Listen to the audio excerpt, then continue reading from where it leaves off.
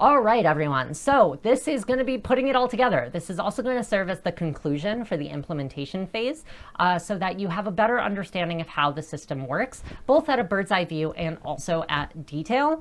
And then in the next section, we're just going to wrap up the entire mini course as a whole. I hope that you enjoyed it. I would absolutely love for you to provide a quick survey for me. And then you'll also see all of the different tools and systems and resources and additional information. We had like this huge conversation with MeasureMinds to talk about the marketer side of this process. We had a conversation with Scott Wilder as a podcast to talk about measurement in general. So let's go ahead and get into it. All right, so what does a day in the life look like using this tool and measuring this information? Remember, what we're doing is we're basically just going from footprints in the sand to tracks and trends to where did those footprints go. So we have here specific information coming in to your journal. So every day, you're just going to create 4 or 5 entries in here. Just here's an interesting thing that happened in my day. Here's another interesting thing that happened in my day. And then you're just going to catalog those specific observations in this section, and you're going to change your setup terms according to it. You'll create a term in your codex, and that allows you to better track and understand the pattern. Remember, you're not trying to track every single thing, just the things that are important. And this journal keeps you limited to the things that you deem important. Once you've done that, you can hop into the sentiment tracker. And the sentiment tracker is just an area where, for now, just copy and paste interesting things that your community members have said. Your community members might have provided a review for you that you would like to place as a kudos. They might have provided feedback on your payment system, for instance. What you want to do is just copy and paste it into the sentiment entry and then catalog it according to the same definition you had for the journal. If you can't catalog it, no worries. Just tag it as needed and then come back later. Just give it a topic. It doesn't need a category yet. And then once you've set it up and you've realized it's a trend, you can go back and you can start to hierarchically form all of that data. Again, journal tells you what you want to track. Sentiment tracker is you actually finding out if it's going to be a trend or a pattern. The codex keeps things even so that when you scale this process, you're all speaking a similar language because you all know what each individual tag is intended to get at. So once per day, you're filling out your journal. Once per day, you're filling out your sentiment tracker. Once per week, you're going to go back to the journal and you're going to highlight the things that you find interesting. Then you're going to head over to the sentiment tracker and you're going to weight things that you find overly interesting or not interesting at all. And these weights will determine how far it shows up in your data. Once you've set up that, you're going to think to yourself, hey, did this information suggest that there are some behaviors that we're not tracking that we would like to track?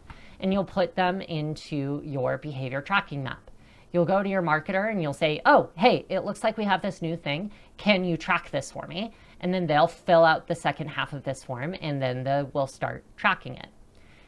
Overall, that's your day. But over time, as you're filling out the sheet, both you and the marketing team will be by default filling out the information. So you'll see community charter, you'll see those highlighted comments, those positive and those negative sentiments. You'll see what the values you've awarded those tags really looks like. And then you'll be able to determine based upon your scope and those values, what people are doing. This allows you to go, oh, hey, look, stepping back, it looks like this weird thing happened.